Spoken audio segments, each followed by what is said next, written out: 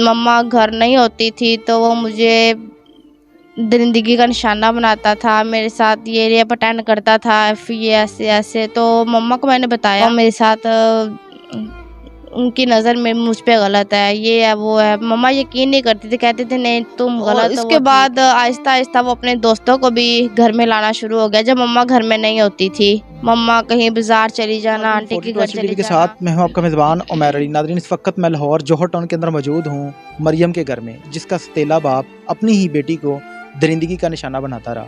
ये वाक़या किस तरह से हुआ जानते हैं मरियम से। अस्सलाम वालेकुम। वालेकुम सलाम। अच्छा मरियम, मुझे ये बताओ कि जो आपका पहला वालिद था, जो सगा वालिद था, उसने किस वजह से आप लोगों को छोड़ा था? मेरे जो सगे माँ बाप थे उनमें आपस में ना शुरू से तनाज़ात रहते थे, झगड़े रहते थे। माली हालात की वजह से वो नशा भी करता था और जो भी पैसे कमा के लाता था वो अपने नशे पे उड़ा देता था। तो इस वजह से मेरी मम्मा ने उधर से डिवोर्स ले लिया। और जब अदालत में फ़ैसला हुआ कि मैं मम्मा के साथ रहना चाहती हूँ या पापा के साथ, तो मैंने कह दिया मैंने मम्मा के साथ रहना है। तो मम्मा ने फिर जब दूसरी शादी की तो मेरा जो सतीला बाप था वो उसकी नज़र थी मुझ पे। 2 साल तक मुझे शक था, लेकिन मैंने मम्मा से ऐसी कोई बात नहीं की कि उसका दोबारा से घर ना उजड़ जाए।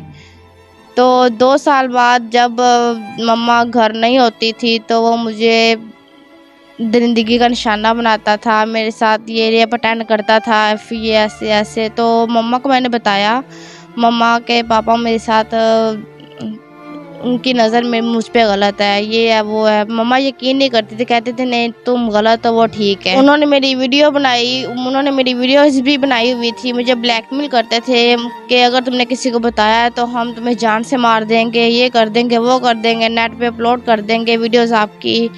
इसके बाद आहिस्ता आहिस्ता वो अपने दोस्तों को भी घर में लाना शुरू हो गया जब मम्मा घर में नहीं होती थी। मम्मा कहीं बाजार चली जाना, आंटी के घर चली जाना, तो दोस्तों को भी घर में लाना शुरू हो गया। दोस्तों के साथ भी ऐसे मुझे सुलाना, ये वो। मैं अकेली 9-10 साल की थी।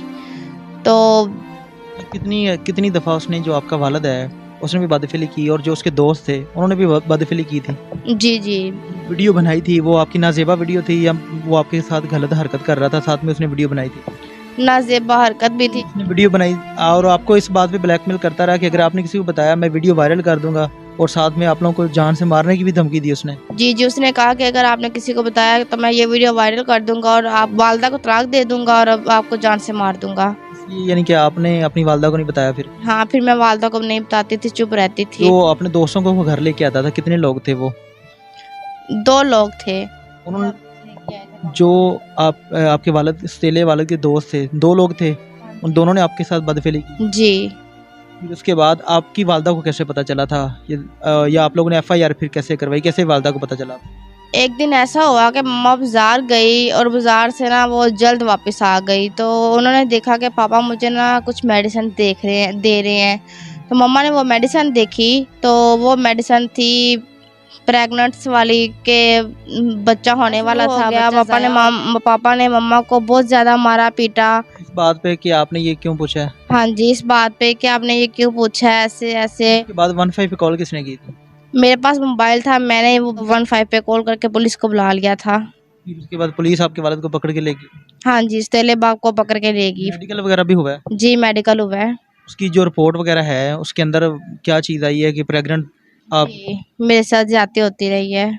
कितनी दफ़ा, यानी कि जो आपके वालिद के दोस्त थे उन्होंने कितनी दफ़ा आपके साथ बदफिली की? 10-12 दफ़ा। 10-12 दफ़ा? जी। क्या कहना चाहेंगे आप अपने इंसाफ के लिए? मेरी हुकूमत से, पुलिस वालों से यही अपील है कि मुझे इंसाफ चाहिए। जी नाज़रीन, आपने मरियम की बात सुनी। इसका सतीला बाप, पहले जो इसका वालिद था वो नशा करता था, जिसकी वजह से इसकी वालदा के साथ अक्सर घर में लड़ाई झगड़ा रहता था, और लड़ाई झगड़ा होने की वजह से इसकी वालदा जो थी इसने डिवोर्स ले ली। डिवोर्स लेने के बाद उसने नई जगह पे शादी की। जब ये अदालत के अंदर केस गया तो मरियम ने फ़ैसला किया कि मैं अपनी वालदा के साथ रहूँगी। उसके बाद जब ये अपनी वालदा के साथ चली गई, जो कि इसका सौतेला बाप था, वो इसके ऊपर उसकी गंदी नज़र थी, और जब इसकी वालदा घर में नहीं होती थी वो बंदा इसके साथ गलत हरकत करता था और उसको कहता था कि अगर आपने अपनी वालदा को बताया तो मैं आपको भी जान से मार दूंगा, जो कि ये चीज़ FIR के अंदर मेंशन है, आपको भी मार दूंगा। मरियम ने अपनी वालदा को नहीं बताया और कुछ अरसा गुजरने के बाद वही दरिंदा सिफ्त इंसान अपने दोस्तों को घर लेके आता है और अपनी सौतेली बेटी के साथ गलत कार्य करने के लिए कहता है। और इसकी वीडियो भी उसने बनाई जिस वजह से ये डरती थी कि अगर उसने मेरी वीडियो वायरल कर दी तो मैं यानी कि मेरी ज़िंदगी बर्बाद हो जाएगी, मैं शादी नहीं मेरे साथ कोई करेगा, जिस वजह से इसने डर के मारे किसी को बताया नहीं। लेकिन जब वो उसकी वालदा ने वो मेडिसिन देखी, उसके बाद उसकी वालदा के पूछने पर लड़ाई झगड़ा हुआ और लड़ाई झगड़ा इस हद तक पहुंच गया कि इन्होंने 15 पे कॉल की और पुलिस उसको पकड़ के ले गया। तमाम आला हुक्मरानों से गुजारिश है कि इस तरह के दरिंदा सिफ्त इंसान को कड़ी से कड़ी सज़ा मिलनी चाहिए ताकि इस तरह का कोई दरिंदा दोबारा इस तरह का काम ना कर सके। इसके साथ ही अपने मेज़बान उमर अली को इजाज़त दीजिए और देखते रहिए 42 टीवी। अल्लाह ने के